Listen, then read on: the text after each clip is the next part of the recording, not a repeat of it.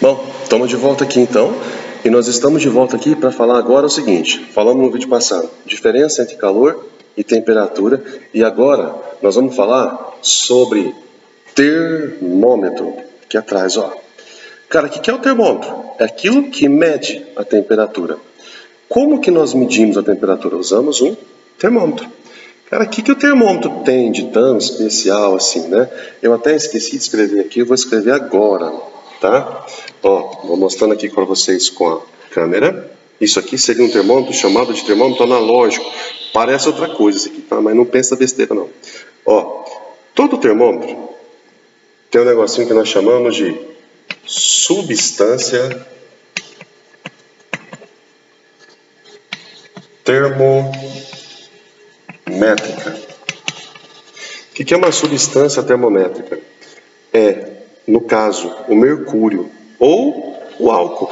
Se a gente aquecer o mercúrio ou o álcool, eles dilatam, igual o leite. Se você aquecer o leite, ele vai dilatar. Então, quando a gente aquecer isso, isso dilata, sobe, e isso vai aparecer no que nós chamamos de escala termométrica, ou seja, eu escalo, faço uma escala aqui. Ou seja, se chegar aqui, por exemplo, tem um número relativo a isso. Lá em cima tem outro número. E existem as principais escalas termométricas. Quais são as principais? Celsius, Fahrenheit e Kelvin. Perceba uma coisa, turma. A escala Celsius, na frente dela, eu tenho lá grau Celsius. A Fahrenheit também. Grau Fahrenheit. A Kelvin. Não tem o grau aqui, ó. Não tem. Sabe por quê? Essas duas escalas aqui, ó, essas, Celsius e Fahrenheit, são chamadas de escalas relativas. O que significa isso? Elas possuem valores negativos. Eu vou explicar para você o que é isso. Ó. Bom, quando um termômetro é constituído, quando as escalas termométricas são constituídas, acontece o seguinte: o elaborador dela, no caso Celsius, por exemplo, fez o quê? Ele escolheu dois pontos fixos.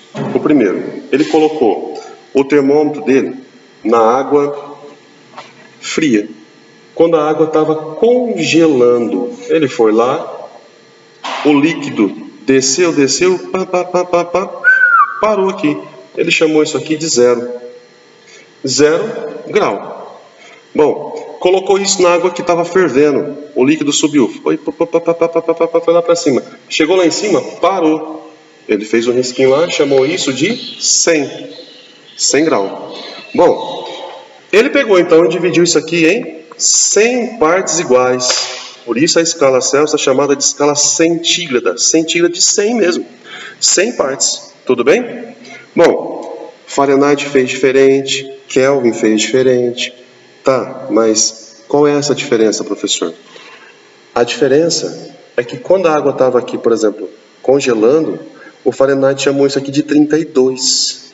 Quando a água estava fervendo, o Fahrenheit chamou isso aqui de 212. Aí você vai falar, por que ele chamou assim? É porque a escala é dele, ele chama do que ele quiser. Fazer o quê? Ué? Aí nós aqui tem que ficar aqui se lascando, tentando converter de uma para outra, não é não? Ó, mas assim, a escala relativa, quando chega no 0, ainda tem temperatura para baixo disso ainda. Não parou, tem temperatura.